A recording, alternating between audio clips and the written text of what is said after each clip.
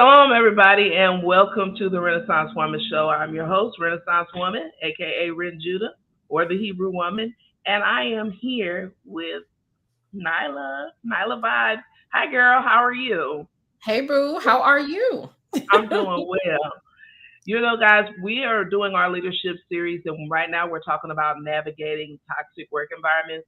And I thought that it was really important to talk about it from a social media aspect because whether you realize it or not, social media is work for a lot of people now. As a matter of fact, even when you're in fields like real estate, uh, they always have a social media presence. Anybody that's doing any type of business is doing it online. And so I thought it would be important to talk about the aspects of toxicity that show up on social media and how to navigate those. And I thought Nylah would be great to talk to about this because she's been doing YouTube for how long now? Wow. YouTube's like what since well, you were right there. I want to Yeah. say, wasn't it like the fall or summer of 2018? Fall or Somewhere summer of around in there. 2018? Yeah. And That's when I because I started. was Yeah. because I was looking at the Facebook group and I know one of them turns 15 in October. So, we've Girl. been doing we've been doing this for a minute. And we even ran into toxicity there and I think we didn't really know what we were looking at. Mm-hmm. Now hindsight being 2020, you guys know I am one of those people who I don't like to see younger people or people coming behind me struggle. It always reminds me of that scene in Minister Society when he was talking about the OG and how he had did so much dirt. He just liked to see the young men do dirt. And I feel like a Mm, lot of people are like that. They don't want to give people the game. All right, a no. game is to be sold and not told. I don't believe in that. I think Mm-hmm. it is scarcity mentality. This is what the Bible says that the older women are to teach the younger women and the children. So if they can't get the game or wisdom from us, then we are useless. Their Absolutely. elders serve no purpose if we can't share what we have learned. I agree. You I know, definitely agree. and so we're going to pick up today with part two in identifying a toxic work environment. But I'm going to go into a couple of levels to that because I think a lot of times people, when you're identifying a toxic workspace, you will, if it in the beginning, you will ignore the red flags because you're thinking, well, this couldn't be like that. And a lot Mm, of times, because this is a situation, hey, how many of you were not looking for a job and you prayed for that job? And then here you are in it. You don't want to be like, oh, Lord, I messed up and here I am. And it's right. the same way with social media. A lot of people are hoping for a successful channel. You're hoping for views. You see other content creators who are doing well. You want to collaborate. You want to do business with these other people and Mm-hmm. but it is just like social media. People are going to have to stop thinking of this as something that's just fun because it's beyond that now. This is a job, and you have to treat it just like you would any other business. Just like when you get up and you clock in and out every day, you're going to have to treat social media the same way and protect your name and your image just as you would your own person when you go into a workspace, how you protect your reputation. You will not allow other people to cast aspersions on your Mm-hmm. name. You would fight. You would fight back. So, and speaking of that, so Nylah, could you tell the audience for the new people who come and watch this stream a little bit about yourself and how you came into social media? So I think I came in probably the most non-traditional way that someone could come. I was literally just bored. I don't even think I told anybody. You remember? I just like Yeah, look you can because tell I me. was like, look, y'all. I put a video on YouTube and look, it's doing numbers. It just happened. And from there, but actually, now that I think about it, so the week before, someone from Facebook that was following me asked me if you. I don't even know if you remember this, Ren, but someone asked to interview me. Yep, I And remember. remember, and so I did the interview, and it was a really, really good interview. And they kept asking me, "What's your channel? What's your?" I'm like, "Well, I don't, I don't have one, but I'll get right on top of that, you know." And so I want to say it was like maybe 2 or 3 days later, I made the channel, dropped the video, and bam, it just blew up. And then it started. As I try to explain to people the reason why we were so comfortable with doing the panel discussions and kind of getting out there and having the discussions and being able to do it to the degree that we did is because there was experience. Ren, I, Taz, and a few other people, we had been running what I realize now was a podcast, but we just didn't call it that. Back in the day, we were interviewing celebrities, authors. We interviewed Zoe Williams. We interviewed, the guy from the Walking Dead cast. Chris Berry. Chris Berry, right. We interviewed before he became very social media popular, Javon Clark, a few people. We had, we just, we were doing it. And so and just amongst ourselves, we would have the same types of discussions that you see everywhere, right? That you see everywhere now. And I just started bringing the discussions over. Then Ren created a channel. We started sharing an audience, and we just kind of grew in the space. We brought something different. I will say, a lot of people try to diminish now, but one thing that I tell you that we definitely brought to this space that was different was sharing. Yeah. So when we came, most of the space was very top heavy. So you had just a few people that had like a lot of subs and that were, out really, recognized or whatever. And then you had everybody that had like 200 or 300 subs or 50 subs. And so when we came in, we were like, well, we want to build a network and we want, everybody to win and everybody to eat. Even though at that point, I still was not looking at it as a full-time income. I knew that it probably had the potential, but if you remember, I was always business first. Yeah. When before any of us, I was like, look, this is we're going to do something. I don't know where it's going to go, but we about to do this. And we would, share, if people came to the platform, we'd have them introduce themselves, drop their link. We would just share the platform with everybody. If someone was struggling to get to 1,000 subs, we would have them to 1,000 subs by the end of the stream most of the times. So, people that we were a little bit of a threat because people were able to maintain a power balance because people just could not grow. And when we came in, we was like, no, everybody's growing. Okay. Yep. So, we're doing this. So we were a problem. And I remember larger content creators telling me, you got to stop letting all these people on your panel. You got to stop doing this. And I think they were right, but wrong at the same time. Mm-hmm. What you think? I agree. I think you came to it, I think, with a different perspective than we did, because for me, I had I was working and it was fun. This was my fun. But you being an entrepreneur, having your own business, you have the mindset that, hey, this can really become something. And I think even then we still didn't think about, I could say think about it in the way that I think about it now. Hindsight being 2020, if I knew what I know now, I would have done things a lot differently. And I can say to people now coming into social media space, don't come on here playing. And there's a temptation to do that. The internet has changed so much within these last 10 years that you can ruin your life playing with this media. You can ruin your name. You and other people will, because you're already going to have to deal with outsiders, people attempting to ruin your name. So you need to guard your social media space just like you protect your home. Yep. You you would not do business with any and everybody. Okay. I'm a licensed realtor. I know that, people are always sending you messages, emails, come to this brokerage, come to that brokerage. We want to partner with you. We specialize in HUD housing. And then when you get to listening to the spiel, this doesn't sound right. You're not going to do business with shady people. Right. You need to have that same mentality when you come online. And so, but I didn't know. I just thought everybody were just on here having conversations. It can give you it's really deceiving because it will give the appearance of these are just conversations, but it goes way beyond that. Would you like to expand on that? Sure. And to piggyback off of what you said, I was the only, quote unquote retiree was done work. You know what I mean? Everyone else, so everybody had their income.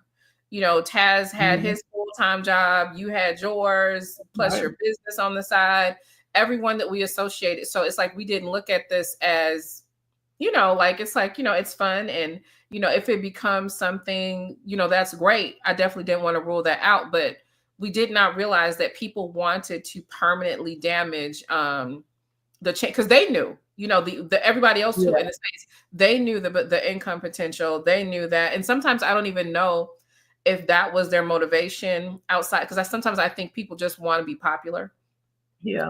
and humbly submitted. I've always been popular, so I've taken Mhm. that for granted, that some people want what is always just naturally followed some of us. And I'm just so I'm not saying that to sound like an ass wipe, but it is very true. I just naturally, wherever I go, I end up being very popular. And so I I want don't. to Go I'm ahead. sorry, I'm no, go sorry. ahead, finish. Please finish, because I'm going to just agree with that and just say you definitely have a special sauce. Because even just in the Facebook group, you were one of the most popular people in my Facebook group. That group grew, and especially when you add into the element that the person we were talking about ended up, the group got so large. He came into the space, and then it's Yeah. because that magic that between the three of us cussing everybody out and acting crazy, I think it just was fun.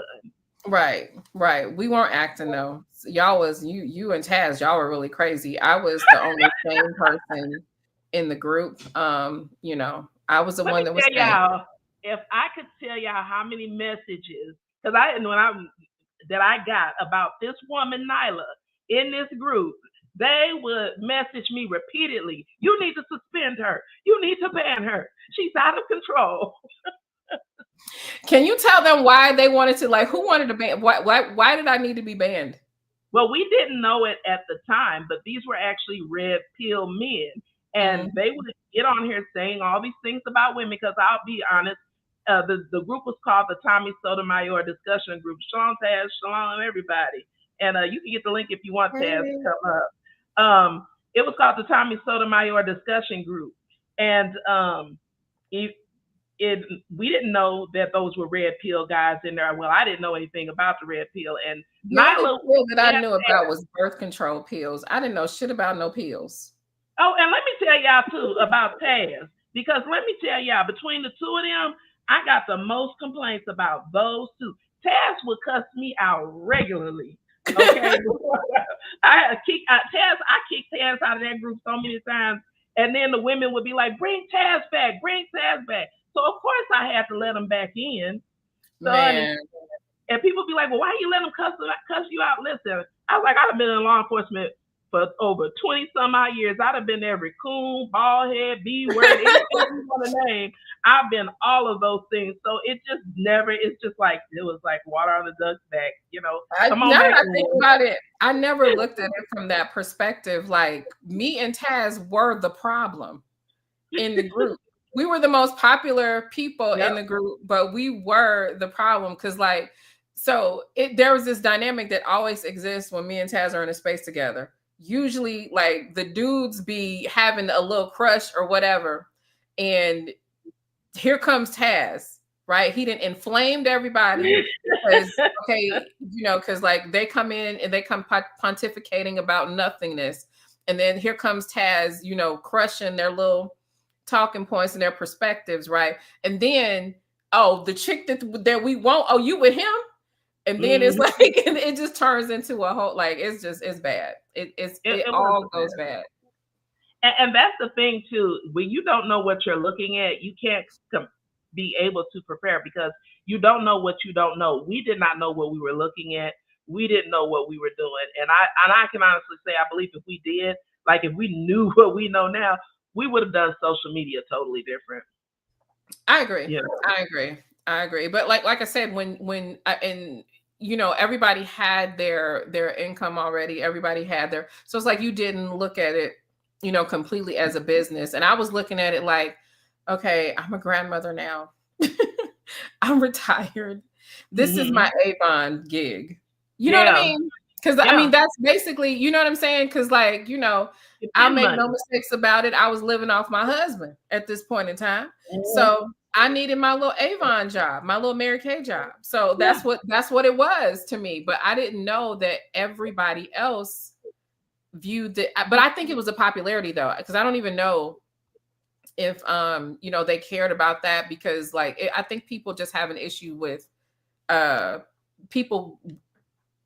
I think if you're already in the space and you, once you get, you know, to a certain, you're fine, right? If you already got 50, 60, 70,000 subs, okay, they're fine. But if they watch you come in And you're hitting and, it. you hit the ground, like, and you start like, and they got to watch this, you know, that, I think watching you grow is the problem for people, because once you're already built, you know, they're kind of dick ride. But if you, Mhm. if they got to watch you come in from ground zero and while they were building, oh no, they don't like that. Look, let's get into that because I think that's one of the layers of toxicity that I want to talk to you guys Hmm. about. So, if you are able to come in, a lot of people, like a lot of channels, we're going to grow slower. But there are some people, they just have that it factor. And it reminds me of kind of like Tommy when he got mad at Kevin Samuels because he was able to package Red Pill in a way that Tommy couldn't. Tommy was rougher, more vulgar, and Kevin was able to clean it up and make it look high end and expensive. And you Yeah. know how we love our brands. He Yeah. branded it in a way that was sexy to people, okay? Yeah. And so I mean, they went that's an okay. excellent point. That's an excellent point. Mhm. Tommy came in, like, as Taz would say, he came in as a nigga, right? And that worked for a little while, but that never has longevity. It doesn't No, have brand longevity. It doesn't have real business longevity. And no. while, in my opinion, while some people, because you know, I'm not a Kevin Samuel fan by no stretch of the imagination, but what I do recognize is what he understood, and that's business. Mhm. And so you could almost be as lousy, as disrespectful as you want to be, as long as it's packaged in a way that's palatable. Yep. Nobody, you know what I'm saying? Like, it just, there is, you know, social media, even though a lot of people don't view it that way, it is the microcosm of like Hollywood, for lack of better words, right? Yeah. And you either gonna be in the drill rap section, and I mean drill rap as far as not like the actual drill rap, but you know, you either gonna be in the hood, are you going to be a part of the elites? Nobody But I think wants to there's a aspire. middle. What's that? There's a middle. Oh yeah, there's a middle. There's a middle, right? And I Middle think the class. middle works. Middle. I think I'm middle. I like middle, right? But because I like the ability, because if I got to snatch somebody in their ass, I want to be able to do that, right? But you Yeah. know, you have to know how to get back on brand. Kevin knew that branding himself that way was more attractive, not only to Black people but to everyone. And Tommy wanted to be able to be himself. Yeah. Tommy, you know, basically is, you know, that person, if you think about, because I think we've all worked with people like this. It might have been their first and only job, right? Mhm. They might have had it might be a laid back position. And so they never had to, quote unquote, perform like a lot of us have had to at work. So because he never had to, you know, wear a white shirt to his Yeah. job every day, he took for granted that he could sit up there and you know, bitch this, bitch that, and all this kind of stuff. And while I think that there's a line where you can do that, he was able to just be as nasty as he wanted to be. So Yeah. he wanted to stay there. And when it was time to pivot, He most couldn't people do don't know when to it. pivot. Right. Right. He wanted to be forever 2012, forever Yeah.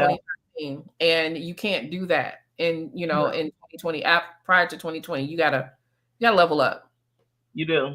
And Hmm. Kevin was always on here talking about image, and I remember he when he come because he used to come over here all the time too, and he would tell me he was like, "Hey, you're a rock chick. You on her with your boots. You like your rock and roll." He's like, "That's you're interesting," and he would just Yep. talk about the packaging and marketing of that, and you know, I'm just like, okay, but you know, we could talk about his influence in the manosphere from watching how um Obsidian went from the voice of the everyday brother to the voice of the everyday bougie. He started wearing suits.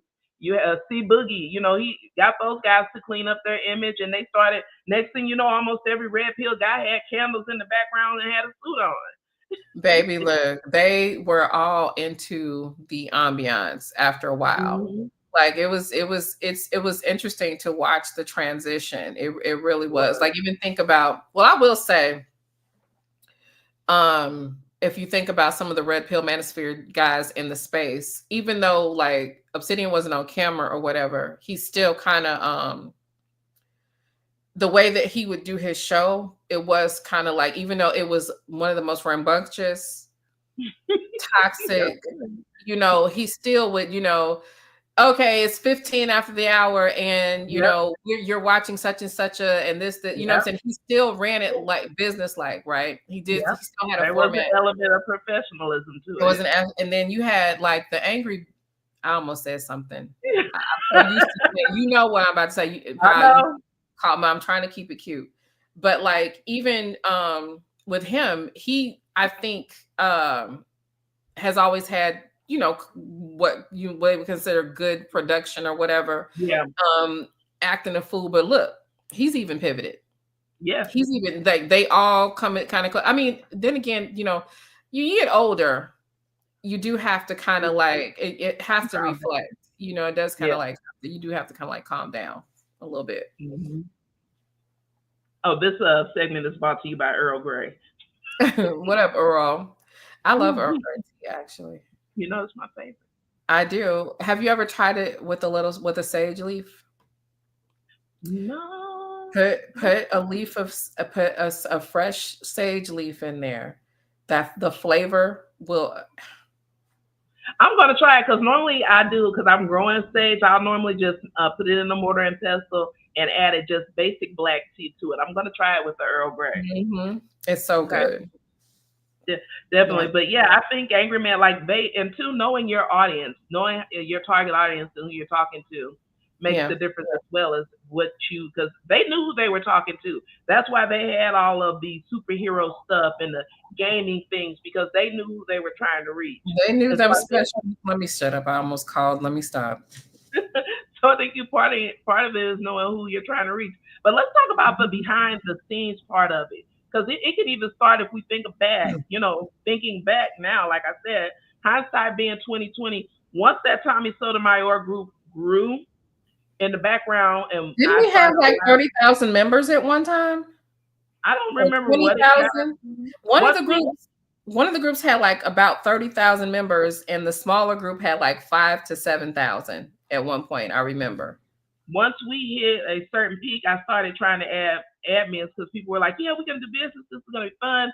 And one admin made the group private, so we wanted it to stay public, but he literally came in to sabotage. That was his whole purpose. And so this is where we're talking about vetting. This is where we're going to talk about the vetting process when you're doing business with people on social media.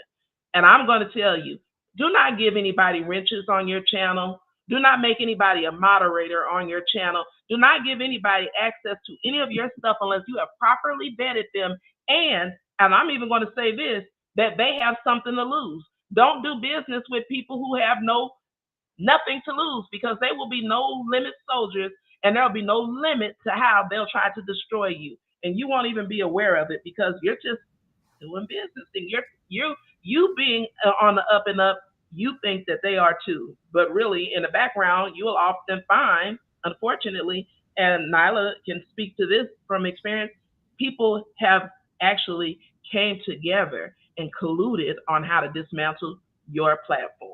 Oh yeah, they people will, like, back to like, it's a hostile workplace, a hostile work environment. So the thing about that is too, I'm glad you said that, if they don't have anything to lose, most of the time, if there's going to be an undoing, the most dangerous components are the people that aren't even quote unquote doing business. Which there's another element to that, I believe, also to the people that are like established channels and stuff like that. They watch it happen because they're watching their competition be eliminated.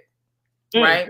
So some people, like, most people didn't move. Like, one thing that we all did, and I think you were guilty of this too, when we saw somebody like being railroaded some kind of way, dragged for no reason, bullied, slandered, lied on, we were the first fools to stick our necks out. First one to jump in, no matter who it was. Yep. No matter who it was, here we come with our capes on. You know what I'm saying? Yep. Nobody did that for us. Even though they knew, and I didn't understand that. Not that I was even looking for that, but in hindsight, I recognize, well, they stand to benefit from it.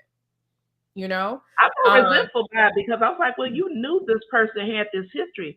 Why wouldn't you just warn us and say, hey, this person has a reputation for, but I didn't think of it from the aspect of they want you gone.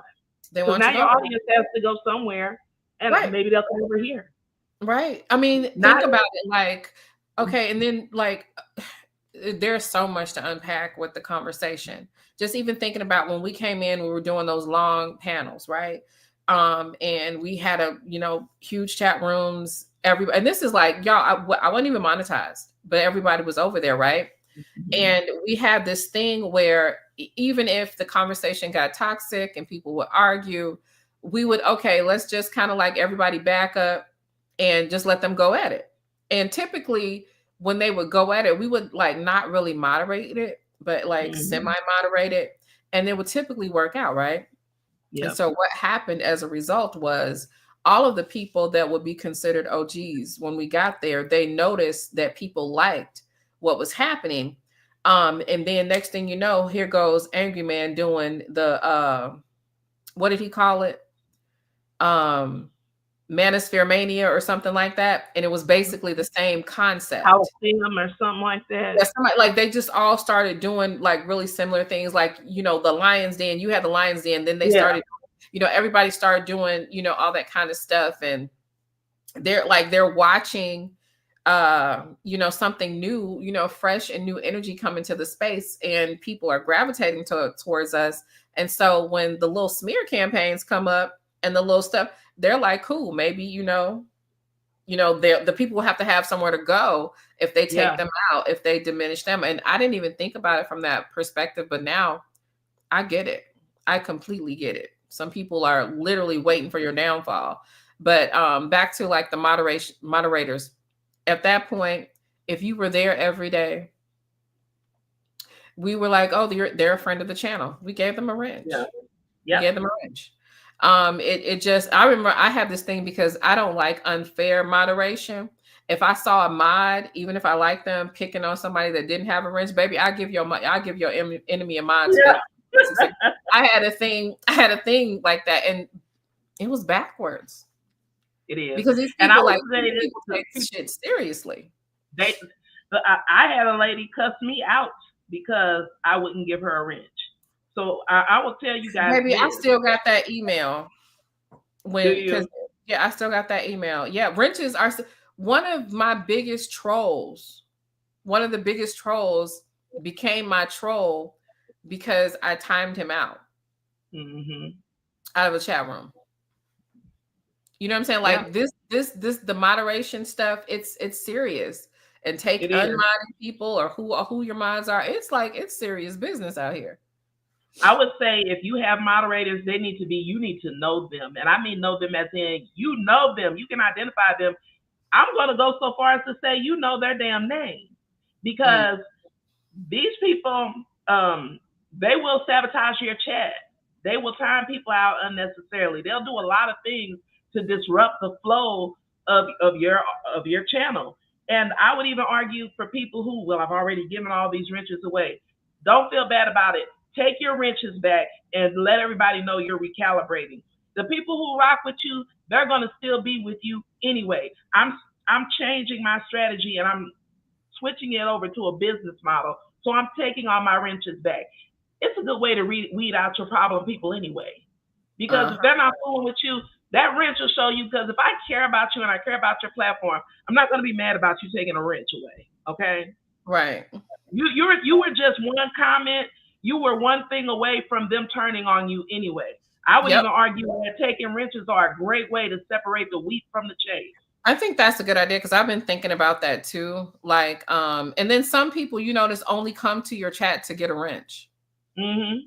and like sometimes people don't understand that when you have a wrench, like, are you sure you want that wrench? Because in some ways, when you have a wrench on a channel, from different channels have different cultures or whatever, you kind of like you're definitely the channel holder doesn't own you or your opinion, but you kind of lose some of your autonomy, right? So Yeah. meaning that if I'm interviewing somebody, why are my wrenches cussing this person out?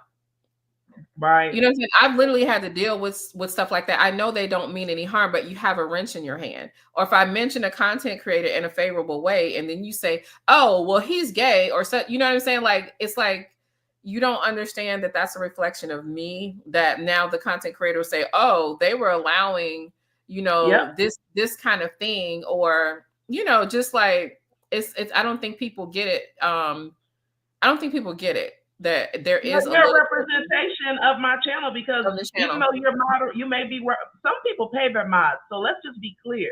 If you're doing a voluntary service and this person has given you the wrench, you are representing their brand. You're representing their business. So when you're in that chat, you have a obligation. I didn't think about it this way. I'm guilty of clowning in a chat with a wrench. But just having this conversation, you made me realize, hey, wait a minute, I have a responsibility to behave myself in these people's chat. Let me go Yeah. get one of my other profiles. No, but seriously, There you go. Like that's what I'm saying. Like that, but no, seriously, that's literally what you have to do because what Mhm. your statements, especially if they're very polarizing or going against like I said, like if the person's interviewing. I have not liked every person that I've interviewed, have Yeah, not agreed with them. And sometimes, same people here. are not mature enough to understand that you can't just like, why are you trying to make, you know what I'm saying? Like it's just people You're just doing business like literally. You're going because I'm going to interview everybody I can. I'm right. going to talk to any and everybody that I can on here because this is a platform where this real talk with real people. And guess what? That person that you don't like, they're a person in your neighborhood. In your Yeah, neighborhood. Yeah, I mean they're there. They are here. they are. They're here. So, Yeah. sometimes hearing that perspective will give you an inkling into why these people are behaving the And way that they're. sometimes moderators, sometimes people want a wrench so that they can advertise for other channels, so that That's they can right. advertise for themselves. And mods don't understand, like even when I mod a few channels, larger channels or whatever, I understand. You know what I'm saying? And here's the thing: you go mod for Tasha K or something, you will understand. You know what I'm saying? Like, but you have to respect no matter what level the content creators on where they are. You're not gonna go and advertise for some random YouTuber in Tasha's chat. Yeah. You're not gonna do that, right? Hmm. Um, you're not going to, you know what I'm saying? Like, wow, like, so like it literally depends on the situation because there are some scenarios where, like, if we interviewing Sonia and we already, you know what I'm saying, just have mature, you know what I'm saying, Yeah. understanding of what. You know what I'm saying? Like if you have to go with the energy of the person. Now, if I You didn't do. drug this person from to filth and y'all in the chat drag more wrenches, that's different. But if it's a neutral tone, it's a neutral tone. You know what I'm saying? And it's like what I've noticed is that some people, especially in the early days, people wanted wrenches to advertise for others or advertise for themselves. And here's the thing, there's a way that you do that as well, Hmm. or mentioning other content creators. I've seen like my mod sometimes mention content creators that I do not fuck with on no level, don't fuck with me. You know what I'm saying? They don't like me, or sometimes they don't even know the history. You know what I'm Hmm. saying? So like you just can't be dropping names because you don't know what's happening. You don't know if that person rocks with me. You don't there it's so many like nuances when it comes to it. That's why it's best to kind of just, be neutral. You know what I'm saying? Because like you don't want to do that because first of all, I don't want to make a big deal and say, hey, don't put that girl's name in my, you know what I'm saying? Because like you don't want Yeah. to draw attention to it, but it's like they Right. force, it's like you just And okay. what I've come to learn is intentional, believe it or not, by a lot of people. They do know the history and they're doing it on purpose because they're Uh-huh. there with a dual purpose. And some of these people will come to you, they've actually been sent. And so let's talk about how this all goes together, right? So when we were talking about a hostile work environment, when you start moving in different circles and working in different type of working environments, I experienced some things that blew my mind that literally are similar to what happened here on YouTube. A group of coworkers conspired to get a woman fired, to get their boss fired. They have, and so I learned through watching how they methodically came together to do that. I learned in turn how to protect myself. And my goal here is to share that information with you on how to protect yourself when you're working in a hostile work environment and even in social media. I could tell you how I watched this play out. So for me on my end, one of the content creators came to me just on some casual, hey girl, how you doing? And so, hey, do you know if Nylah and Taz are married? I told her, I said, well, no, you have to ask them. You have to, I don't, you have to talk to, well, what about you? How long have you been married? What kind of relationship you had at the time? I've been getting this niggling feeling, so I'm wrapping up this conversation. And it's the same way with another content creator we used to do business with. She came, asked me on a live show, what's your name? I told her my name, just my first name, because I'm not hiding, right? I'm easy to find, but I'm just not put. I knew when she asked me why she was asking me, because it's to come back later. So when people come and they're acting like at work too, your coworkers come. So hey, are you married? You got kids? What does that have to do with this job? My husband tells people I don't discuss my personal life at work. That is one of the ways you're going to protect yourself at work, online, offline. Do not discuss your personal business with people. It's not their business. And when somebody comes asking you, just ask them, why do you want to know? Oh, I was just curious. Well, I don't discuss my personal business. And if they get mad about that and they quit talking to you, they were coming for you anyway. And that's part of the acceptance that's hard. You're gonna have to understand that people who want to be in your circle, who want to be around you, they are going to respect your boundaries. They're not going to have a problem with you having boundaries. And the people who do, you need to remove them anyway. If Yeah. I and me and Nylah have been talking for years, but if I ask Nylah a question and she says, Ren, I don't feel comfortable talking about that, I'm going to respect that. Same here. You Same know? here. Same here. And so that's the picking that's going to happen to you. It starts with the picking. And they'll always send the neutral person because sometimes you already know immediately who can't stand you because they can't even be polite, right? When you come in the room, they can't even speak. When you say good morning, they can't even say good morning to you. They're so full of hatred and jealousy. And that's another thing. People see your light and they can't stand it, especially if they're wicked. They don't Mm, want to see you grow. They don't want to see you shine. Oh, when I yeah. got promoted, you should have seen how upset people were. They don't want to see that. So take that to social media. When they see your channel blow up, they don't want to see that. They're not happy for you. So then they will start to dispatch their flying monkeys over to your channel. They're going to try to infiltrate your space. And you guys can think that this sounds like some paranoid mess if you want to. You're going to get got. You got to protect your image. You got to protect your space just like you would your home. Yeah. Because the information gathering is for a purpose. There are people who literally go around crumb snatchers, gathering every crumb, every seed, anything they can find out about you. Like watching Nyla, I'm watching her to find out everything I can find out. What's she driving? What's she drinking? Who's she talking to? Anything. So because they're working on the story. Yeah, they're They working on the story. They're like it's real. And if just so y'all know how real it is, right? I'm gonna give you two examples. There was a stream where the guy would like basically stream continuously, like, right? They had people on shifts. Now I don't know how this works, right? It doesn't make sense if you think about it, but in their mind, they were surveilling us, right?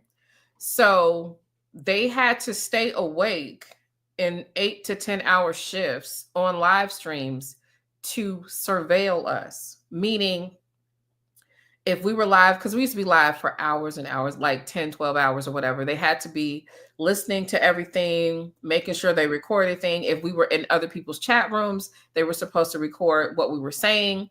And the guy, I guess, fell asleep who was supposed to be on watch duty.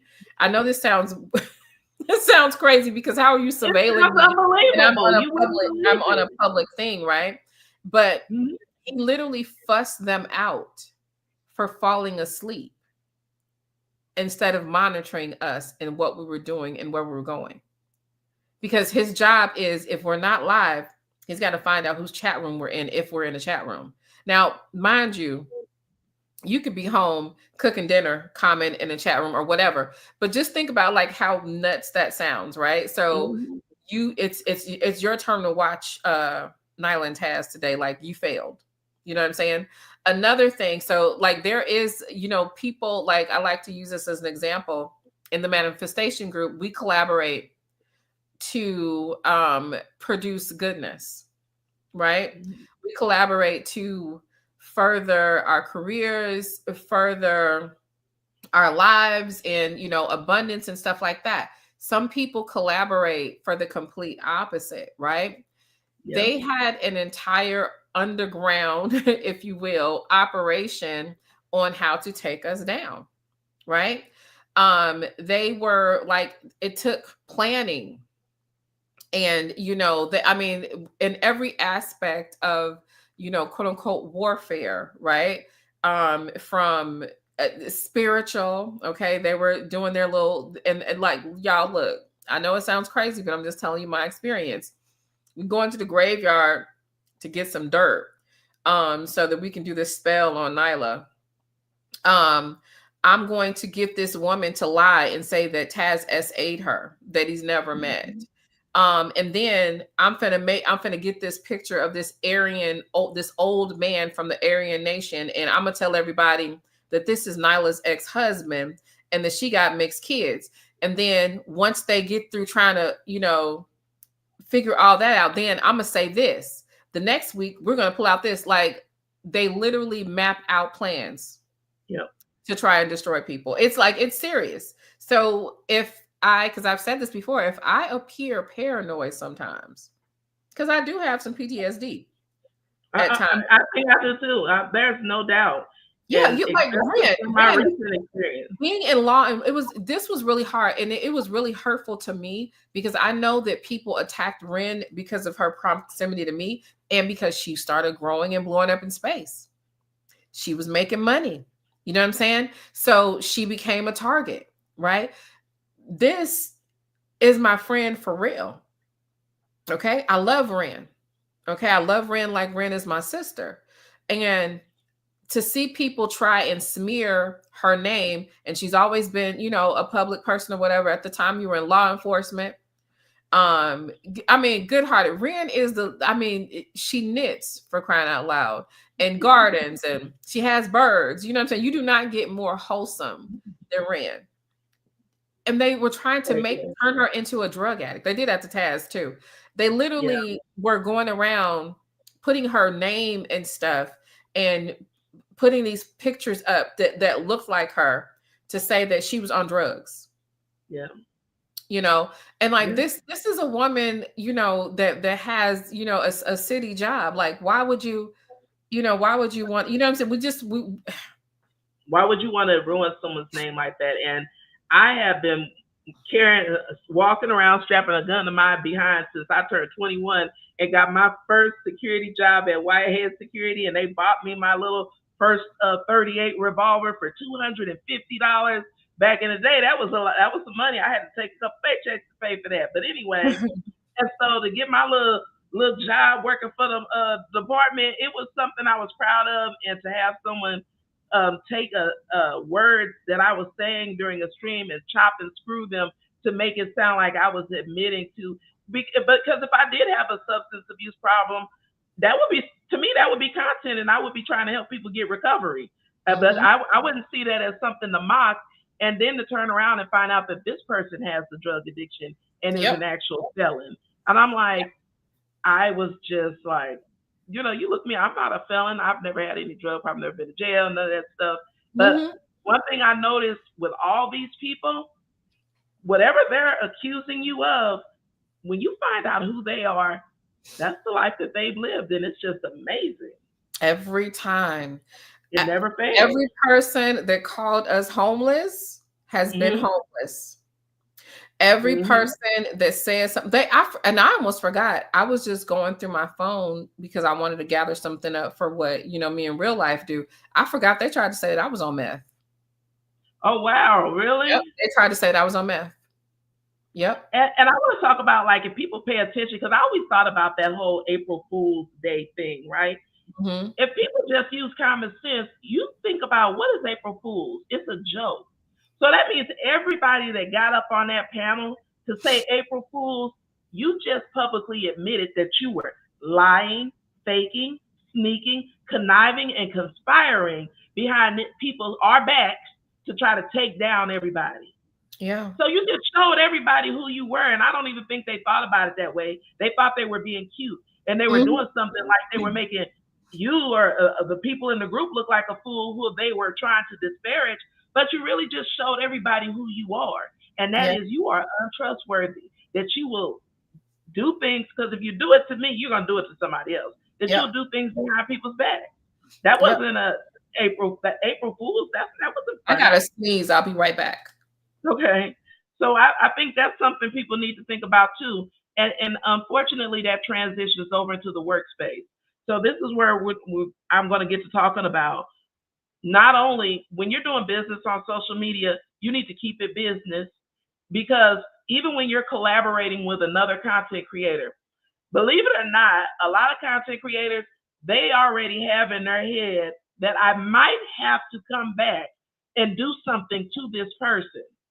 So they're going to be asking you personal information. They're going to be asking you about your business. You need to keep it business and say, hey, you know what? I know you're trying to get to know me, but I don't talk about my family. I don't talk about my relationship. Keep it business. Just like you wouldn't go into a board meeting or you wouldn't go into a meeting with your banker and give them all of your personal business and talk about your children and your family and your intimate relationships. Don't do that on social media. If you're going to do social media, you need to keep it business and keep in mind that a lot of employers now they are looking for you on social media. And there are a lot of ways where you can make money on social media. There's a lot of business that you can do, but now we're at the point where the average employer they're going to go look for your social media footprint. They want to see what have you been doing, who have you been talking to. They're checking you out. So protect your name, protect your image, and don't think that hiding behind an avatar will keep people from discovering who you are. So you just have to be realistic and protect yourself. So one of the things that I noticed about this that translates over into your everyday work situation, and Nylah will tell you this and Taz too. I used to really be against secret recordings, and the reason why I say used to is because I've come to find working. First of all, to protect yourself, you need to find out what are the laws on recording in your state. Is this a first and second party state? And me, what I do is I record all meetings, but I don't do it secretly. I let them know, hey, this meeting is going to be recorded, or I request for the meeting to be recorded. And I have my own recorders in which I'm going to share some of those things that I have. I'll be doing videos on those and showing you guys some of the things that I have. And even in my office, I have a camera that if somebody goes in my office, it sends me a notification to let me know somebody is in my space. Just all these experiences, it may sound paranoid, but I've learned to protect myself because people will plant things in your office. People will do things to you that you would never dream of. And unfortunately, I'm speaking on this because unfortunately, I had to watch it happen to other people who I like and care about in real time. And it's really horrific. And you heard Nylah say she feels like she has PTSD behind it. It is really traumatic to have people who you've done nothing but good by turn around and try to hurt you. Because I'm going to talk about just the gift that Nylah was blessed with. When she came on here, a lot of us, including myself, I'm just on here talking, she was able to help us get monetized. Because, and that's why people were getting mad at her as well. Because anybody that wants to get monetized, all you have to do is come in the space and start talking. We'd have subscribe parties. Nylah would say, hey, everybody in her chat, go over there and subscribe to that channel. Those most you don't see anybody doing that, and I've never seen anybody but her do that. Sometimes when they have guests on the shows, they'll say, "Hey, like, share, and subscribe to this person's channel." But to literally have a subscribe party while you're in there, she did that, and got all of us monetized, Yep. even some of us who are pretty boring to people. So, No, we're not but gonna like talk about one the thing I was just rainbow. I was just thinking about some of the stuff that like I remember some, and this was another hurtful thing, and I just saw this one I literally just saw this video a couple months ago, and I shared it with you, where a lady, I'm so sorry. Hey Fuzzy Wuzzy. Hey, Fuzzy. Um, so I literally saw this woman say that me, you, and Taz were in a polygamous relationship.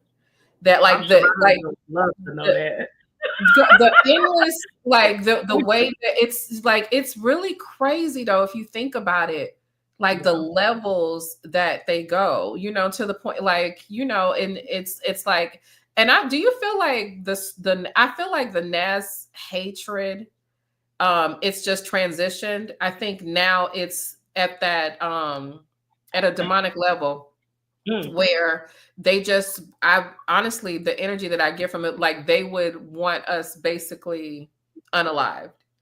Because I think Oh, that yeah. now, that's what it gives. Because I think that um it's kind of like the steam of the lies or whatever has gone away, and people can kind of like see through it. Yeah. And I don't think that they feel like they can control our image anymore. Because like, how, okay, so you know what I mean? Like it was something, I want to say, especially in the last 3 years, with us like being a little bit more open with showing ourselves, and how we live, where we live, and all this kind of what we drive. I think that brought a different level of hatred, Mhm. because Yeah. even though, like, I don't like thinking that it's okay to hate somebody because they're poor or whatever, we kind of think that, okay, if they think that we're the scum of the earth and that everybody has more money than us, maybe they'll leave us alone, because who's hating on the homeless guy outside, right? Right. But then it became, oh, that's not theirs. That's such, that's, it's, what I'm saying? I think that that gave a different momentum.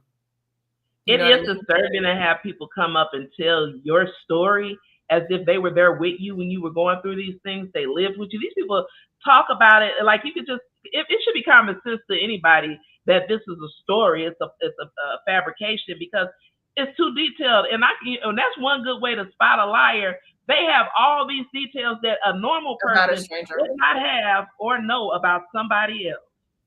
As When, far as how my did you feel though? I never asked you, like, like some, because they were very personal about me. They was like, I had some mixed kids. I never owned a business. We were homeless. We were poor, and all that. I never, all the. How did you feel listening to and watching stuff that was a lie? That It that made you me angry. It made me angry, and I also will say there was an element of it where I was disturbed too, as well, because it's like if they are really, especially when it came from the women's empowerment part, because if you were about empowering women, why would you destroy another woman or try to ruin another woman's reputation? You knew I was in law enforcement, but you're over here with a man who the whole point is you're supposed to be against men, helping them build this story about me. And for that weirdo to get on talking about yoni eggs, I had to ask you what the damn yoni was.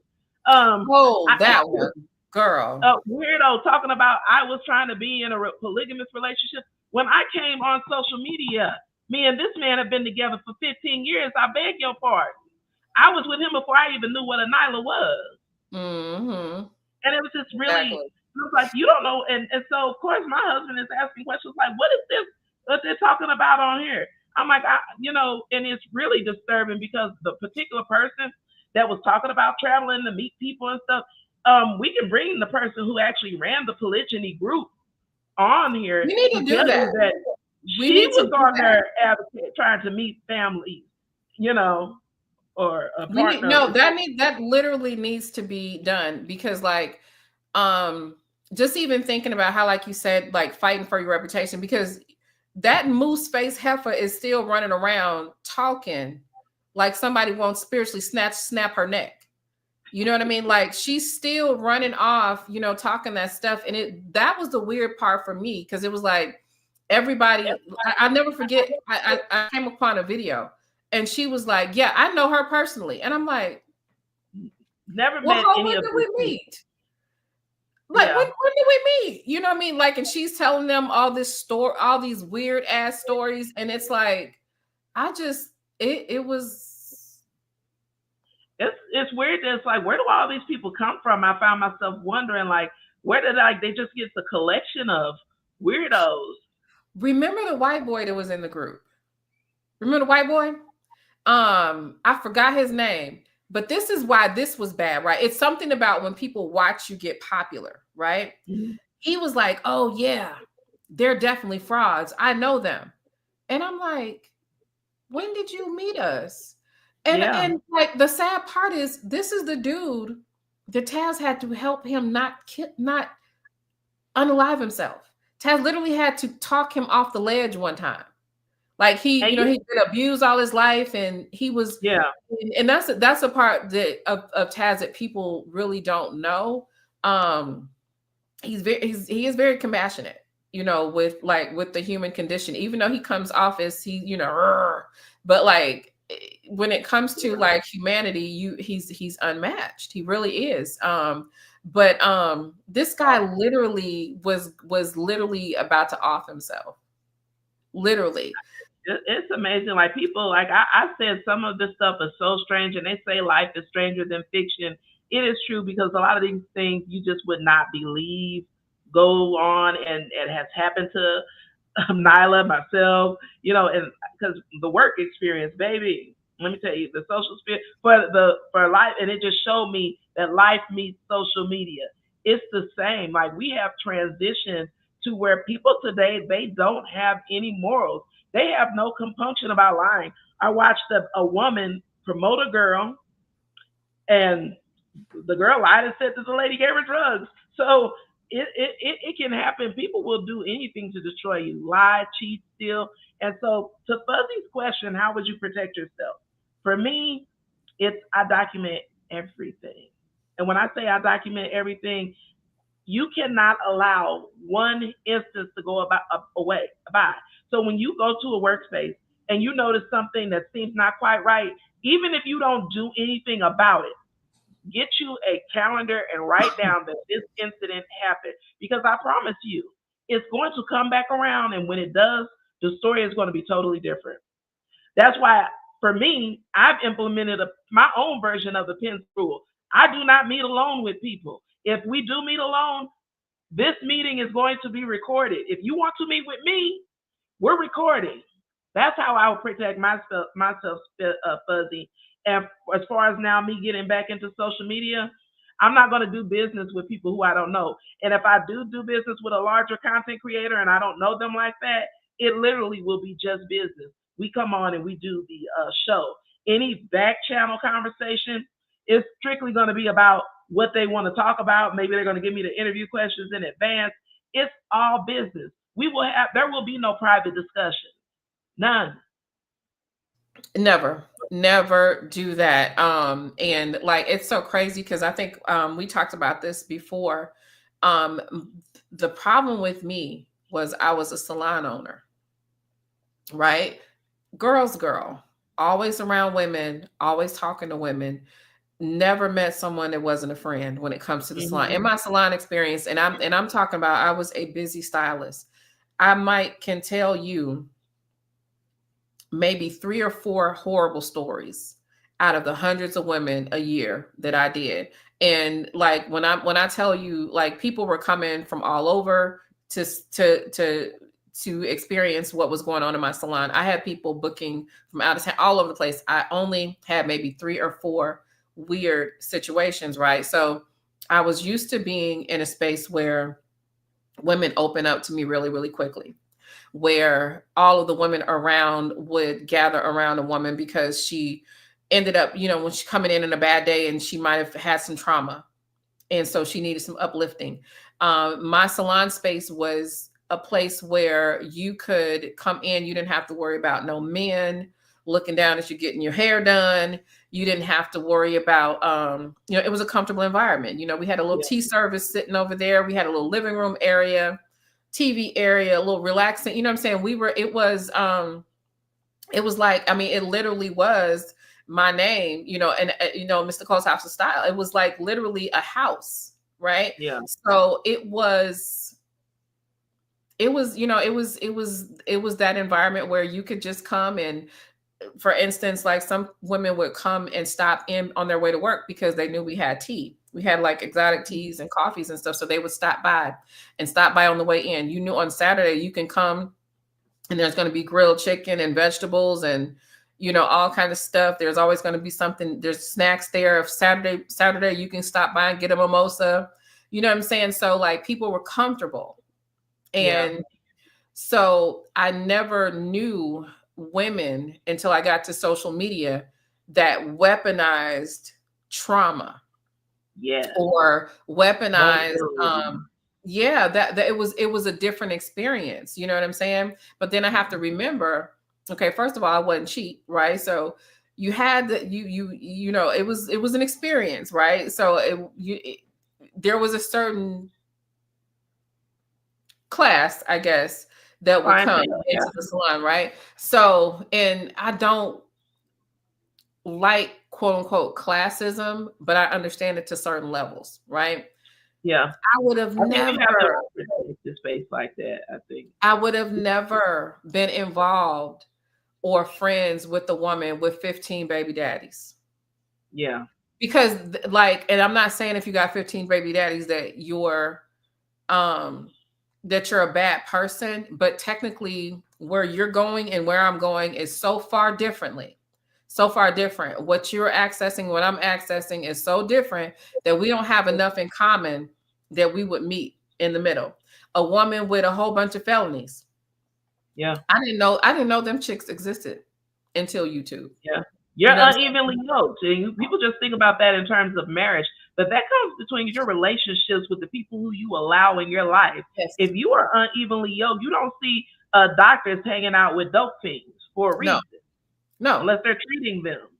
No, and again, I say this, not that I thought I was better, or I'm saying that you're better if you don't have it, because I do believe that people can absolutely reform. But what I'm saying is when it comes to women, right, especially violent stuff, or like I like to say, nigga crimes, women typically don't do that. Yeah. Women typically are not the violent offenders. They're not dealing drugs. They're not robbing people. They're not doing that. So the fact that I was quote unquote friends online, not that I ever met the person in person, but friends with someone, collaborating with someone that participated in a robbery, sticking up another woman, pulling a gun on a woman, pulling, a part of, barely missed a RICO, right? As a part of an elaborate like skin. Girl, I gotta send you that person's paperwork. It's tripped out. Like the victim literally thought that, and it just the stars were aligned where it did not happen because of some other things, but he was going to grape this woman. You know what I'm saying? In the presence of that person. It's like there was, yes, in real life, would I ever have ran across that woman and been cool? No, we wouldn't. No. We would have You never. wouldn't be in the same circles. First of all, you don't go to, and so that's the thing too, guys. So when we're talking about online, a lot of people that you find yourself talking to on social media, you would never talk to in person. No, you won't even be moving in the same circles. Just like the lady with 100 felonies and a bunch of felonious kids. I didn't know women, like, you know what I'm saying? Like, I'm not hanging out with women whose kids is out here robbing people while he live. You going to jail with your kids? And like, you know what I'm saying? Like, that would never happen. But in online spaces, people invent a new reality for themselves, a new persona. They'll start to mirror you, and you'll start thinking, oh, she's like me. You think because you wouldn't do this, that they wouldn't do it, baby, they'll do it. They'll do it. Yeah. I mean, the person who's engaging in those activities, your lives are so different. You're going to the neighborhood association meeting. They're going to the liquor store around the corner. You buy liquor. You don't go to a liquor store. So I mean, literally, you're not moving in the same type of circles. And I think that's important to note. And it's not saying you're better because, hey, I love my people, but at the same time, there are people that I'm not going to be around. I'm not going to be hanging out with them. So I don't think classism in certain aspects is a bad thing. As a matter of fact, I would even say when I was thinking about if I start my Patreon back up, because I wanted to have a space for women when they want to come up, like what we do on the Hebrew Woman channel. We teach that the older women are to teach the younger women and children. If the whole point too, because the Bible says, without counsel, the people fall. You need to surround yourself with people who will tell you no. You need to surround yourself with wise women. And so creating a space where you can come and ask questions and have these different conversations, there's going to have to be a vetting pool. And it may have to be a price cap. So maybe there's a cost to join this mastermind group, just like with Nyla's. And let me tell you guys, I love this manifestation group so much because most people, you'll even find most people in business, they call them mastermind groups, but that's literally what we're doing. It's a mastermind group, manifestation group. People are on the same frequency. You have the same goal in common, and it's to build something positive. That space has to be protected. You cannot allow anybody to come and infiltrate. So I do think sometimes setting a price point will keep, this may sound bad, but I'm sorry, it'll keep the undesirables out because they're not going to pay $50 a month to belong to this or whatever, or $25 a month or 75, whatever you decide for whatever you're offering. Sometimes you're going to have to set price limits to keep people out of your space. Well, our core group is grandfathered in, so they won't have to worry about, like, if we, do something like that or whatever, it literally would be a protection. And like, there's some stuff happening that is priceless, in my opinion, in that group, right? And it is, and you're going to be given tools as well, and you are an investment. Let me tell you, John Maxwell charges, what is it, $8,000 to go through his training, that Maxwell training certification. You, in your personal growth, is an investment. It is. But that's why, like the minute I saw that the weirdos were trying to infiltrate, so that it was so weird seeing, like, literally right when I started doing it, like, I saw the evidence of the weirdos literally mimicking, like, they all now talking about, oh, we're manifesting. What you manifesting, boo? Is you gonna manifest some edges and some self-respect? Like, you know what I'm saying? Like, it's just, I'm just saying, it's just weird. But like, that's real to me. And the women that are in this, those are my girls. You know what I'm saying? Those are my girls. Though that is a part of my soul group, right? So we're not going to be playing games and just, letting anybody just come into, like, you know what I'm saying? We're a family in that space. You know what I'm saying? And it's sacred, it's real. It's not for everybody. There's a difference, I believe there's a different side, a dynamic of me that a lot of people don't get a chance to see, that they probably don't even know, and probably wouldn't even, I can't stand Taz. I just can't. Did you see what it do? Yeah, it's my Bushi from the South. He talking about my intro song. I can't. But you know what I'm saying? It's like that's a protected space, and honestly, that is something that I would love to share. Right, I'm going to share some things, but not because I do have another channel that I'm building specifically for spirituality and stuff like that, right? But like, just the fact that, and I know this sounds bad, right? Being in a Black YouTube space, it limits you because the people are so fucking ignorant.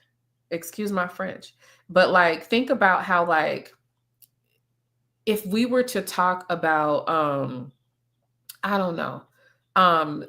I don't think it's the right thing, because I'm seeing it in other places in ways that are just. Well, hear me out. Okay. Say we do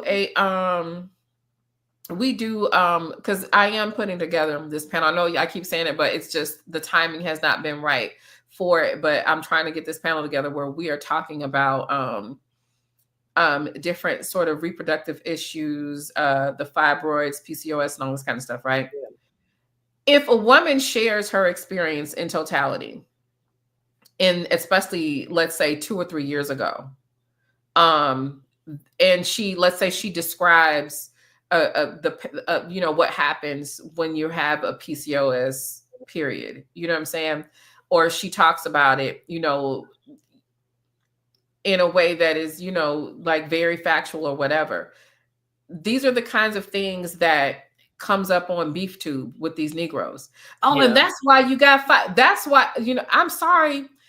Maybe other groups do that. I've never seen that nowhere but us. That particular, now you know what, that particular one, I will never forget hearing that woman say that's why you were assaulted when you were 5 to someone. She had a even on she had it on Clubhouse as well. Call out your abuser, and she would, when she would get angry at the women, she would weaponize their trauma. So she if created a space for people to come and share their traumas.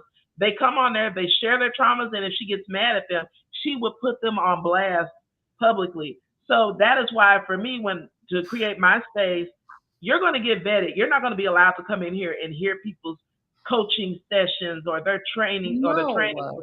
stories, so you can go and weaponize them when you get angry, because No. we're only going to deal with people who are professionals. And I'm sorry, that's just what it is. Yeah, it's just like when I shared the traumatic experience that me and my daughter experienced with that felonious, multiple felonious portal having of a woman, right? Um, she turned around and like use it as a weapon. And so I shared in confidence because she shared in confidence a Mhm. trauma, right? And so we're talking not trauma bonding, but like just, yeah, like this affects me too, and this is what happened to us. Next thing Yeah. y'all know, they're on YouTube, just discussing it. Oh yeah, and it's probably her fault that it happened. And and why didn't you protect you and your daughter from this happening to y'all? Why do just like they like just Wow. no scruples and stuff like that. Just it was I've never seen anything like that before. Like, Me but neither. but then again, as time goes on, like I've seen this person, that person even threatened me with raping me. I've seen her, say that. I found some audio the other day I was going to send to you where she's talking to like very explicitly about how she was going to lure us to her city, have her son's unalive Taz, and then have somebody repeatedly grape me. Are you for And real? I swear to God. And after they repeatedly grape me, they're going to throw me into the river or something like that. And you got to think about it. Women and men are present for this conversation. And some of the women that were present for these conversations, these are the women, oh, but Taz called me a bitch. You know what I mean? Like, it's weird. They become, it's just weird. Like for months, I want to say for 7 months straight. And for years, I think every year since then, she's, found some sort of way to reference me in some kind of way because she's obsessed with me. But I've heard this woman threaten that kind of stuff. Like, and we're gonna stick a knife in your such and such, and we're gonna turn it. But she didn't do it to just me. She did it to other people. She said that kind of stuff to other women. But like, that's the work environment here. And the So what problem has that is, been like for you? Like as far as relationships and dealing with other women and people, how has that affected you, do you think? depending on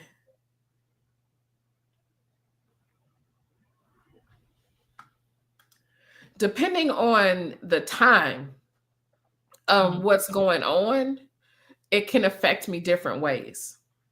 Um, it can, because that is a trauma, right? So depending on the season, if it's close to that time when it happened, it takes me back there. You know what I mean? And Yeah. So I'm so sorry. No, no, take your time because I think people don't realize how traumatic these things are. You're watching this stuff play out on the internet and it looks like entertainment to you and it looks like watching TV. But we're real people. And our family, our friends, our coworkers, they see these things and they Yeah. come and they're asking you, what is this? Yeah. Why? Because it doesn't make sense to them. Because what normal person believes, that's why I was saying even the situation at work when we're telling regular people the story, it sounds unbelievable to them. Yeah. People would not believe that someone is behaving in this manner. Yeah. It's really hard sometimes when, especially like when your family members find out about that stuff, because Hmm. it's like, what are they saying? Like, they're saying that, why are they saying that Taz is beating you? Why are they doing, and like that was really hard because like just I'm thinking Very, about how would that land for a woman that was really experiencing that. yeah, You just think about how low down and evil that was, right? So you're trying to say that I'm in a situation where I'm in danger and I'm yeah. being beaten, right? And now you want to say I'm having an affair with a YouTuber. And now you want to say, oh, he probably gonna beat her. I have the streams. He probably gonna And beat her then real good tonight. You know what I mean? you're And talking about how these men are unaliving these women, and you are literally, if they really believed you were in that situation, they literally set you up where you could have died that night if yeah, he saw that stream, yeah, if that was going on. yeah. So it's just the callousness. Oh Hmm. my God, the cruelty. Yep. Like people don't think about that. And then it's like, even like talking about it or whatever, nobody really wants to hear that shit. But everybody wants to sit around and listen to someone say it though. You know what I mean? Everybody want, people have no issue with if you come into a chat room saying, "Oh, you better do this or you gonna get beat tonight." Or you know what I'm saying? Like I'm like, y'all are fucking weird.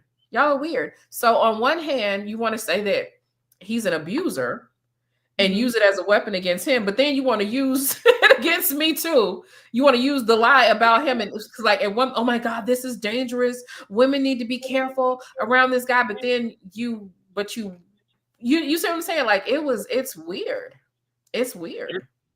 That is crazy. Like I wish we had a therapist on here to talk about this, or because like that is so. When you go to your doctor's office now, they ask you, "Do you feel safe at home?" And so for people to sit up here and think it's funny to mock victims of domestic violence, if this woman was a victim of domestic violence, you were literally making her situation more dangerous. Yeah, But and it was they like don't it was care. really tough because that's at the height of us doing femicide content, right? Yeah. So we are both, Taz and I both are on edge. Just like I don't think people realize, like when you're serious about your content and you're watching and you're seeing what is happening to women, And right? the content that he was doing, those documentary styles, like in The Passion, when you heard him talk about femicide, it had to hurt. And I would love for him, if he wants to click the link and come up here, just think about how that made him feel. Because I can think about how not sensitive in a crybaby baby way, but he is, especially when you start talking about disabled children or young people, period, the passion that he has to be accused of those things. I know it had to affect him. I Yeah, it know it did. did. It did. I mean, just like to like to be sitting there watching him because you remember he would put together 40 or 50 stories at a time. I know. And it would grieve his soul. You could see it. Yeah. You could see that it was affecting him. And then when he would do the live stream and put it together, and then he's talking about here come the men. Oh, that's not really happening. Oh, Yeah.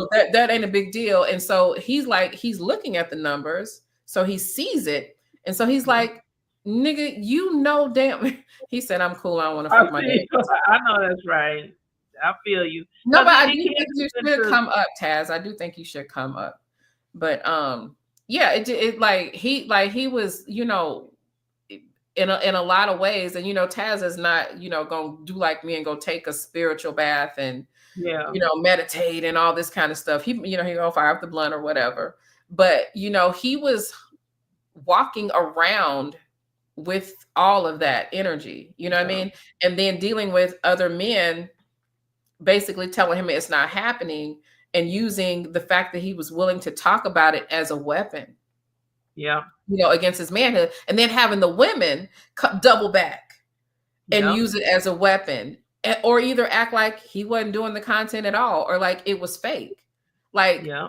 did they really think that he was getting rich doing 3 to 6 hour documentaries? Right. You know what I'm saying? Like, it's something. I tell you, I literally um a lot of those streams that you're talking about, I could not watch them because I don't know what it is, especially with those two women in particular.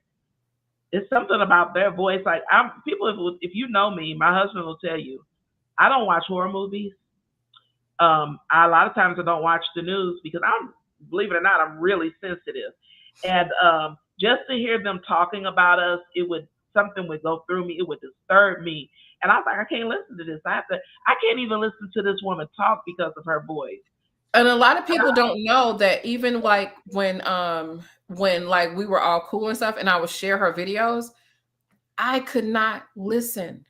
I could not listen. Most of the Me time, if you neither. saw me in the chat room, I was on mute. And even when she wasn't talking about something disgusting, something about and which I now recognize was just the frequency of the tone of Yeah, her voice used to.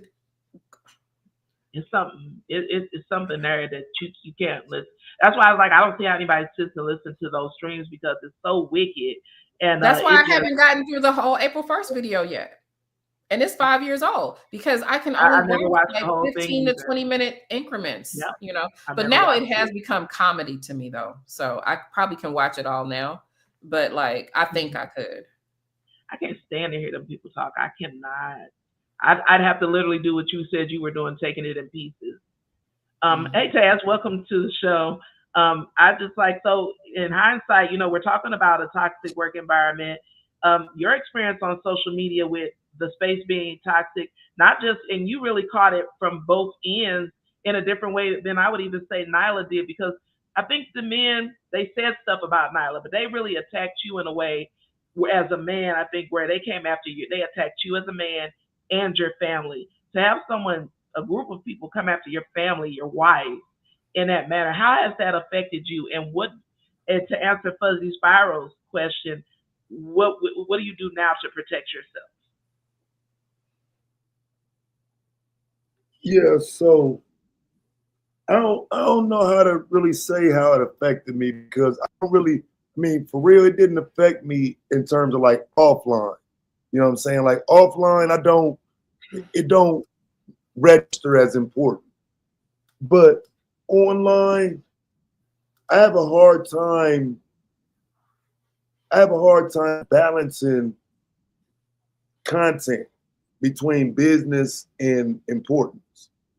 And I think what it's done to me for the most part is made it difficult for me to do content, because I've never done content based on business.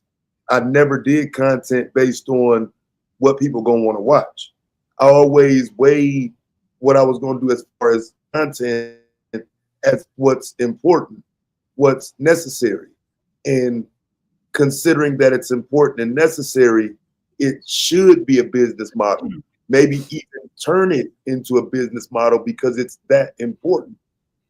Um, I think I kind of lost hope when it comes to important topics and the willingness of people to discuss them, and how I look at the Black community in terms of the things they say in desiring growth versus, trying to present that as and I think if maybe I would have failed at some of this early on, if I wouldn't have saw success, if it wouldn't have been people saying, yeah, man, we need this content, you got to do this, this is important. I think if it didn't start there, maybe it wouldn't bother me so much, right? But it bothers me that all of these people over 6, 7 years talked about the importance of these topics, and No matter how difficult it was, I tackled it. No matter how harmful it might be to my own platform, I tackled it. For those people now to be on a completely different grift, and I don't use this moment to say, look at them, all that talking they did, all these frauds, and do the same passionate, y'all some fake MFs. It's difficult to not do that every day. I'm gonna be real with you. To have moved on to say, you know what, y'all frauds, y'all got it. Because there's a part of me that says, you know what, I wasted 3 years of my life in a space watching not just Black people and subscribers. I'm talking about y'all content creators. You're nothing like you were 6 years ago. And ideologically, I'm the same person. And if it was business that made y'all switch who you were, I get it, get your money. But look how you left some of us who was really standing on those important topics.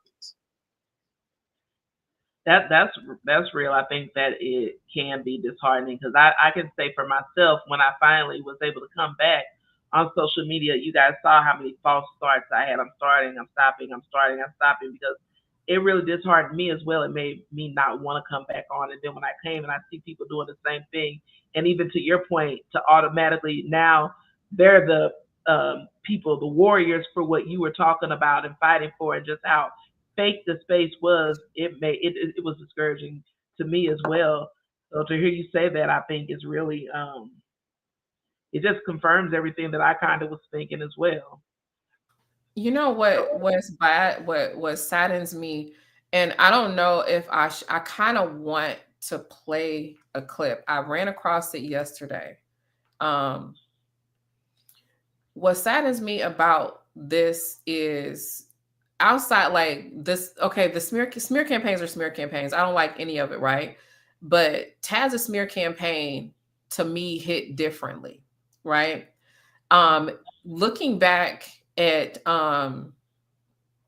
like for instance when he would go to Obsidian's show, right? I ran into a clip where remember how the question was, what have you done for the community? What are you doing for the community? Yeah. And you can't prove nothing. You're this, you're broke, you're this, right?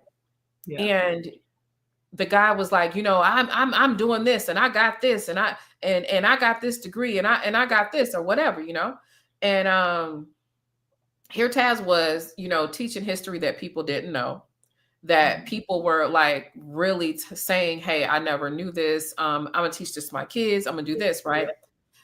This particular panel, they're talking, and what have you really done outside of the community but run your mouth on YouTube, right? And so he was like, okay, well, I just stood up for a Black man that got unallowed at a at a city council situation. All you do is talk on YouTube. It don't matter. The media used my video as documentation saying that there was nothing better. So you and like I like this. I don't like the clip contextually, but it's proof, right? Because as you watch the chat room and you look at the thing, everybody up there was mad at him for basically being a humanitarian, right? Yeah. And so they're all in it, and it's the same, some like his stalker, the chick that's been stalking him since he's been on here, and they're all in the chat room and they're going in. And like looking at it now, like how could anybody have watched this from the outside and not saw what it was? You know what I mean? It's like, I don't know. It was just weird. It's like they just had to turn him into an abusive person. It's like they wanted both of us to be like the lowest examples of humanity. Like like anybody. Well, at least I'm better than them. You know what I mean? They needed you to be drug addicts, homeless, felons. Yeah. I bet y'all sleeping outside for Christmas. Just like it was weird to watch them ask him for evidence of something, him give it to him, and then them diminish it to the point where they said it whatever happened to that man, it don't matter. You know what I mean? Like they literally diminished the murder just to shit on him. Yeah. It was like I saw one angry person say that he was writing bad checks, and then find out it was them that was writing bad checks. Oh, It I just love blew my that. mind. Yeah, I It blew know. my mind. I love it. The projection is real. And So y'all, so, but you know what's crazy about a lot of that though, like, so I always thought just being yourself would be enough. You know what I'm saying? That I would never have to come on camera and perform or do performative things. You know what I'm saying? I yeah, thought, being the person that's with my wife every day, she's happy, she's laughing, she's in the background of my videos. To the outside world, you should see life as great with us. We don't come on here doing videos back and forth and sneak dissing and, oh, my wife made me mad today and that type of shit, you know what I'm saying? So for me, it was always okay. So as long as everything is on the up and up, no matter what they say, it won't matter. But that just and I think for a lot of people that works for them. You can just ignore what everybody says and keep it moving, and eventually they'll stop. That didn't yeah, happen with me. And so it's like they doubled down, they tripled down, they added stuff to it, and whatever was best and worked the most, they just continue to say.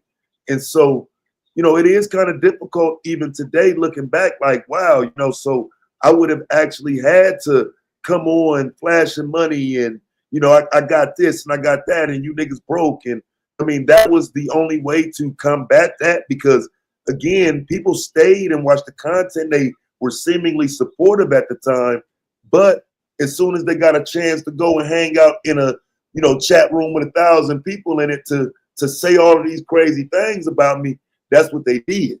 They follow the crowd movement or whatever. And so I think even in that moment, a lot of those people know they can't really come back around me. Things I'm not the average person. I did streams about it. I took down your names. Your names are in my videos. I talked about you when you did it. You know what I'm saying? So yeah, most people know. I'm like, if you pop back up in my area, hey fam, wasn't you the same one over there with that whore? yeah, You know what I'm saying? I'm yeah, not holding no hands or nothing. So most people knew never to come back. You know what I'm saying? And yeah, that, it hurts the quote unquote business model or whatever, but I'm not able to overlook that. A lot of people joined in just because of the crowd size. You know what I'm saying? What was seemingly hot at the moment made people say, all right, well, forget your years of content. Nope, you don't support women because this person said you don't.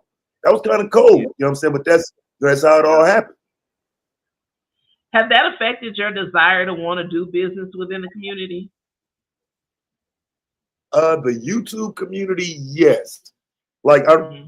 I don't know how how to view any of this anymore in terms of like the conversations about relationships and any of that. Like I feel like I would be better served talking about things that I know better, like sports. I don't know how to save your dying relationship or your inability to get a woman. Like you're a failure and you're pathetic. And if you are a woman on here for 6, 7 years talking about men and not wanting them and whatnot, you the same as them men. So, what I'm saying? I don't know how to be nice about that and hold hands and do relationship Hmm. shows every day. I meant what I was saying. Like, if you're so tired of them, leave them alone. You know what I'm Yeah. saying? I meant all of that. I don't know how to grip with y'all. So, in talking about dealing with a toxic work environment and how it, in regards to social media, what tips would you tell someone who is new coming to social media, a young man that wanted to, hey, I want to get off into social media? What tips would you give him? It depends on what lane they trying to go in because if you going into that red pill relationship lane, it's open season. You can pretty much do what you want. You know what I'm saying? I don't think you know what I'm saying, if you willing to espouse all the wild talking points and all of that, I think you can grow pretty quick in these spaces. You know what I'm saying? But if it's a person that's coming on to, saying something like be themselves and talk more about a better community and better relationships and whatnot, I think that person will have to stick to themselves. I don't think it would be wise for you to open up your experience to people because they're going to use it against you at some point. And I would even say at some point your experience might become a detriment. it might become irrelevant and then a detriment. So you better off not even sharing your experience and just jumping straight into content.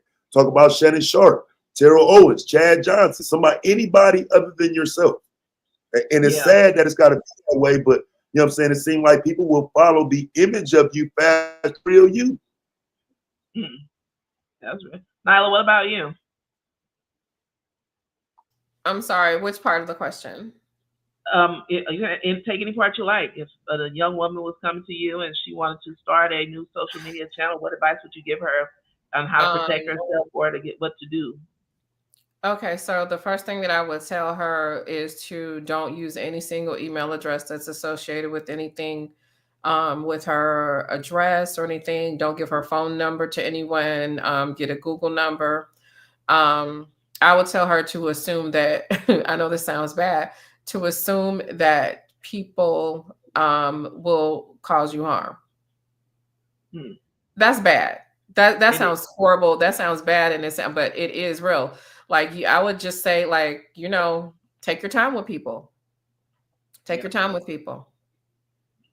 Now the Bible says to try the spirit, so yeah, you're gonna have to take time to try the spirit, see where these people are coming from, because it's only a matter of time. They're going to show you who they are, and as Maya said, when they do, believe them, and believe them the first time. Yeah, and I think that happens on these toxic work. Go ahead, Tess. I was just saying, in terms of like a work environment, like I think this is so bad because there's no one to fire you per se. You know what I'm saying? Like it's not like your grievances are really taken into consideration. You know what I'm saying? That you have to go through YouTube and then YouTube decides what they want to do, and typically that's nothing. So you know what I'm saying? I think it's that makes the work environment that much more toxic when people feel like they don't have to really abide by the rules, or you can circumvent the rules but still break them, and there's no one there to say, hey, I see what you're doing, fam, you better chill. There's nobody there to say that. So that makes this that much more toxic. Well, I would say even in the workplace, when especially if you have a toxic bosses protect toxic employees. So your grievances will not get heard. As a matter of fact, they're going to find out human resources is not your friend. Basically, when you go to human resources, it is for them to find out what you have, how much you have, and mitigate that liability as much as possible. And one of the main ways is going to be to get rid of you. And as a former HR manager, I can testify to that. The HR is there to protect the company from you. So, because employees are a liability. Yeah, and they can do the good cop, bad cop with you. There's one HR person there. There are two in the interview. One of them is sympathizing with you, telling, "Oh, I'm sorry that's happened to you. I completely understand." The other one is like, "Well, I heard, but they said you're difficult to work with. They said you're literally." They're literally playing good cop, bad cop with you. So they're getting up their evidence to get rid of you. Human resources is not your friend.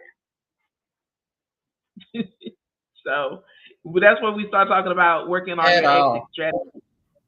So I love Taz's point, though, that on social media, some channels are problematic enough where they can get removed if the harassment is just blatant. But to his point, for the most part, YouTube is not going to help you. There's no one coming.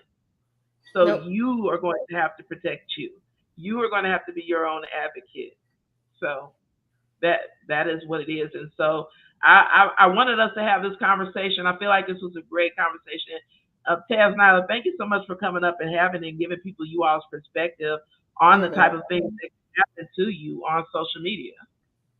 Thanks for having me. Do you guys have any final words or tips you want to give the audience? Don't befriend bitches with felonies. Okay. Yeah, I would say watch the wave and look at everybody and what they saying and just say that if you want to be successful. Try not to be too much of yourself. That's terrible. Taz's advice is to be fake. Right? Be fake. You just be fake. I think you can be authentic and I think you can be you, but keep your private life private.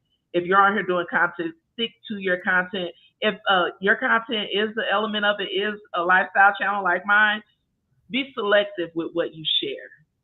Be Right. careful with what you share because what you just like when you go to HR and when you file these grievances and complaints at work, what you say can and will be used against you.